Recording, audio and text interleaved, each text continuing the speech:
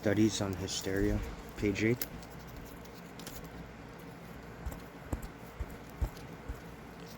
In other cases, the connection is not so simple. It consists only in what might be called a symbolic relation between the precipitating cause and the pathological phenomenon. A relation such as healthy people form in dreams. For instance, a neuralgia may follow upon mental pain or vomiting upon a feeling of moral disgust. We have studied patients who used to make the most copious use of this sort of symbolization. In still other cases, it is not possible to understand at first sight how they can be determined in the manner we have suggested. It is precisely the typical hysterical symptoms which fall into this class, such as hemianesthesia, contradiction of the field of vision, epileptiform convulsions, and so on.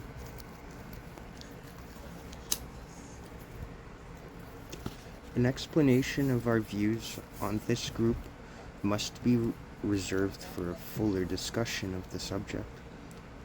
Observations such as these seem to us to establish an analogy between the pathogenesis of common hysteria and that of the traumatic neuroses, and to justify an extension of the concept of traumatic hysteria. In traumatic neuroses, the operative cause of the illness is not the trifling physical injury. Do you want to take over? But the affect of fright, the psychical trauma. In an analogous manner, our investigations reveal for many, if not for most, hysterical symptoms, precipitating causes which can only be described as psychical traumas. Any experience which calls up distressing affects, such as those of fright, anxiety, shame, or physical pain, may operate as a trauma of this kind, and whether it in fact does so depends naturally enough on the susceptibility of the person affected, as well as on another condition which will be mentioned later. In the case of common hysteria, if not infrequently, happens that instead of a single major trauma, we find a number of partial traumas forming a group of provoking causes.